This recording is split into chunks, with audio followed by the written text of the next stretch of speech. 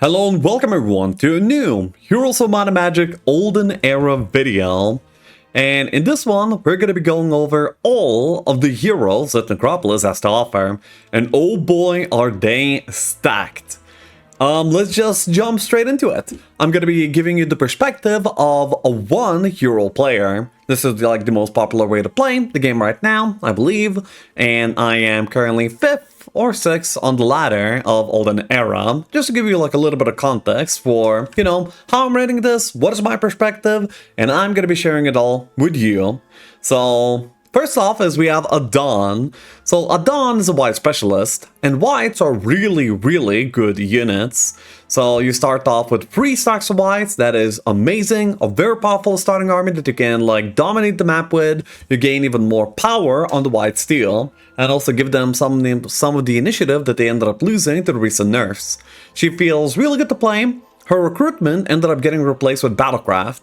This gives you, this does 2 things. One, it makes her better in none Harmony and none Exodus type of formats. However, I actually feel like she's a little bit worse off due to not having the skill on other formats.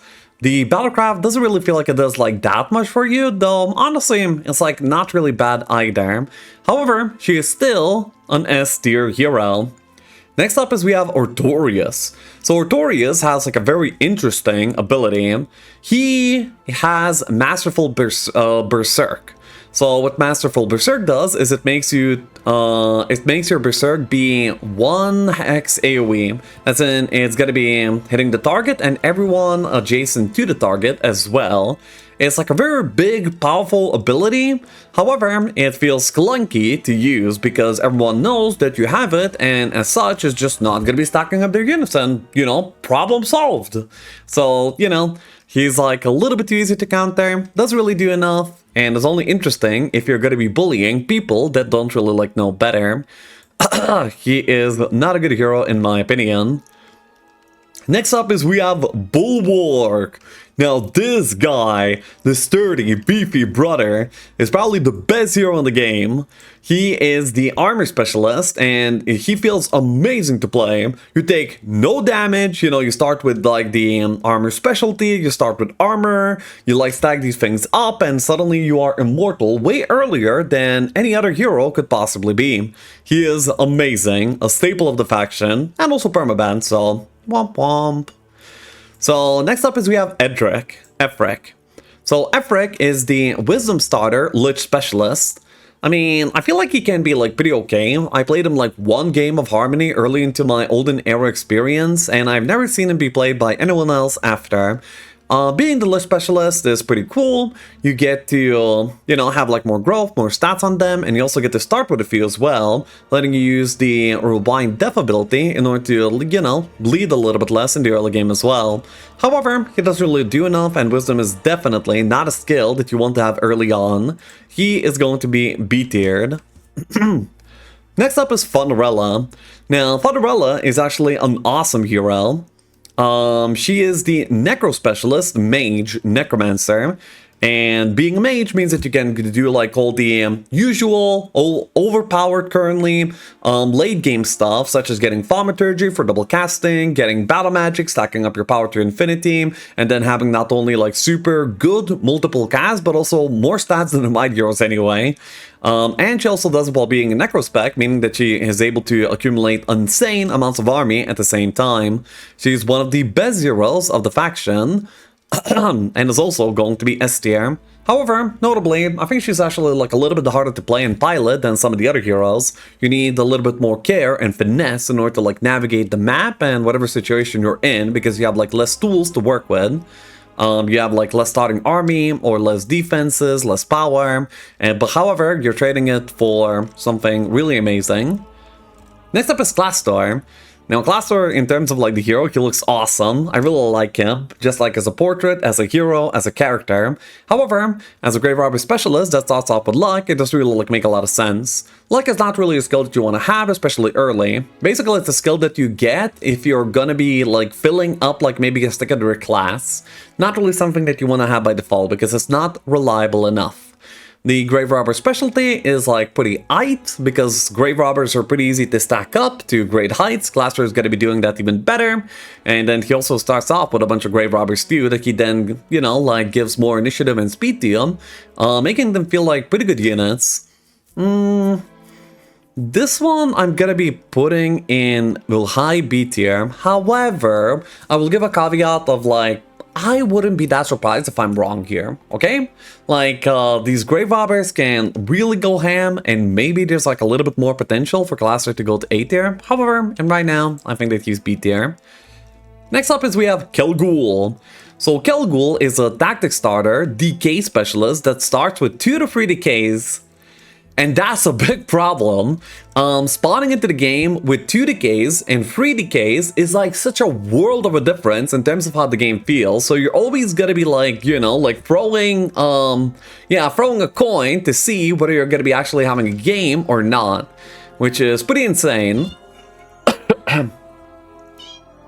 Yeah. So he can be really good in templates where you're going to be building out like your tier 6 units, such as Exodus or Harmony. Him giving like 2 growth to the decays is amazing. However, I feel like Tactics is actually not a very exciting or good skill for Necro to have in the early phase of the game. So I don't think that he is like that super great. To me, he honestly felt a little bit like a noob trap. He seemed like godlike, but this is actually just good. Sitting at A tier. Next up is we have the King of Kings, Diplomacy Hero. Wait, let me like double check that I don't misreport on what he even does. Yeah, so this is gonna be like the fleeing guy. Not really relevant in One Hero gameplay, and not really good in general probably overall. I would say that he is a failed guy. Now, next up is we have Laura. So Laura is the Despair Specialist. And the Despair specialty is actually really cool. Despair is one of the best early game spells in terms of dealing damage. Like per mana cost, per power, how much damage you can actually like put out with a single click of a spell. Despair has basically no competition. Also, Luna really wants to out of the room. One moment. However, Laura also has sorcery, which doesn't really make a lot of sense because I don't think the sorcery scales the damage of Despair.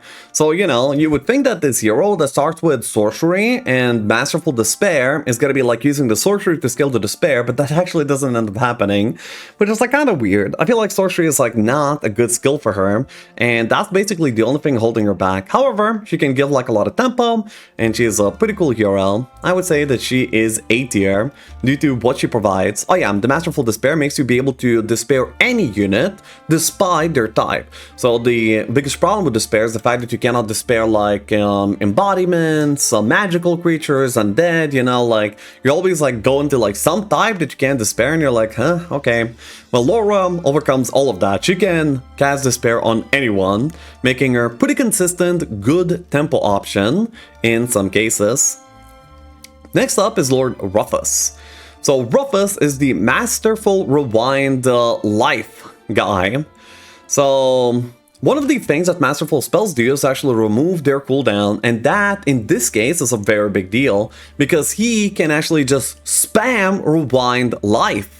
And not only that, it's also going to be stronger in terms of power. And not only that, he also, whenever you're going to be like overhealing, you know, you're not going to be wasting a single bit of heal. You're going to be basically applying Shadow Armor to that unit. You're going to be overhealing it, and you're going to be adding to that stack, which is pretty insane. He is a hero that sometimes pretty usually gets through the bans and is end up getting picked and does like a lot of good work. Rufus is amazing. Next up is Mag. Mag, if I remember correctly, is the arcane spell guy. And arcane spells, arcane magic is actually like, I think the best fit out of any faction is going to be for Necro, because they have that, they have the thing where where Necro gets to benefit a lot from the subskill of arcane, which will give you extra healing. So basically it will make your Eternal Service, the Necro sub-skill heal better, it will make your Lich heal better. I think it even adds to the Vampirism of White and, what do you call them? The Vampire too. So, yeah. Because Arcane Magic is as good on the faction as it is, he actually is like not that bad of a hero. Because Necro has like so many heroes, we almost like never see him. But honestly, like looking into him, I feel like he actually does have some potential. So I will put him very low A tier, like kind of cautiously. He might be here, he's like somewhere here, in my opinion. Next up is Marl. Now, Marl is amazing. He is the god of sprint. F though, because he ended up getting banned away from sprint, as all of the logistics heroes did. Yeah.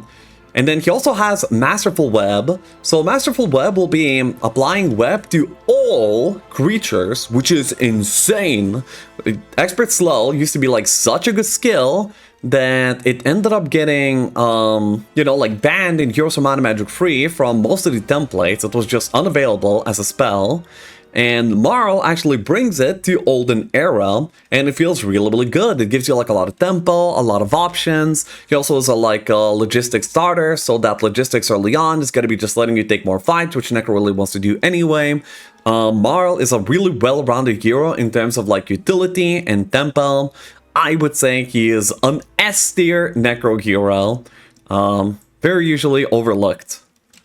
Next up is we have Melosa. Who's Melosa again? Economy with Battle Magic.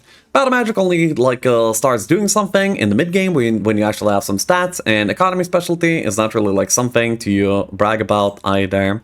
She's not as failed as the King of Kings, but she is still kind of trash. Next up is we have Natalida.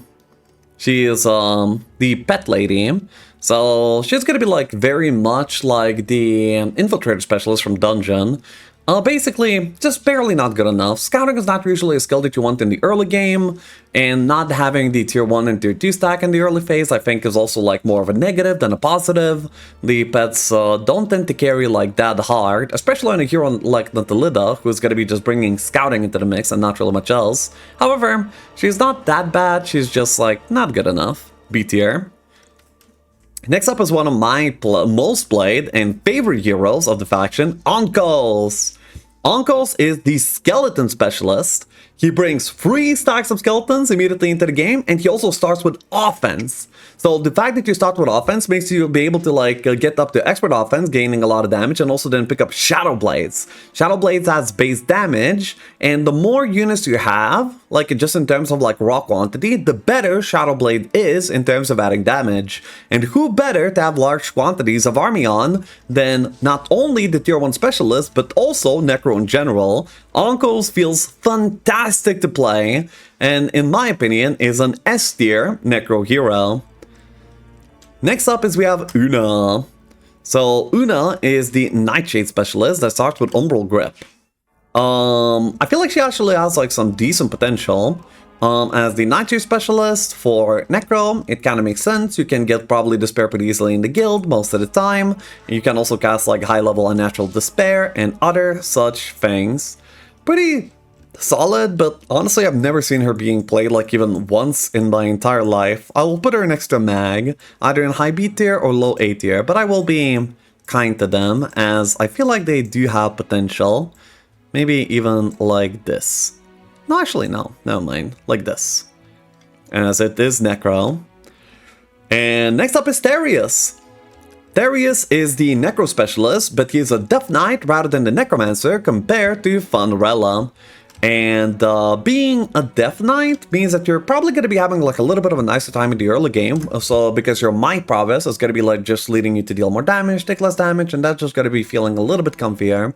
However, you will not really like scale as well as Funrella in my opinion. Still though, I actually will often pick him over the Funrella despite understanding that he is a little bit worse.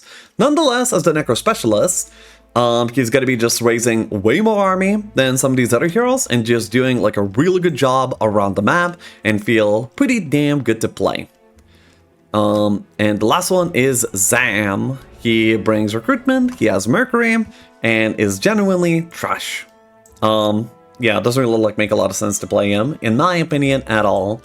So, that does it for the Necro Heroes. You can never, I mean, yeah, as it comes to these top factions, you can never like fully ban them out. There's always going to be like an amazing hero to play on this faction, no matter the format. And yeah, they're always going to be having a really good time. Necro right now is the strongest faction almost across the board in most formats. So yeah. Play it whenever you can. You will not be able to do so very often because it's mostly going to be banned. However, if it ever, gets leaves behind open, then, feel free to refer to this and pick up one of the S tier heroes. I thank you all for watching. It was a pleasure doing these.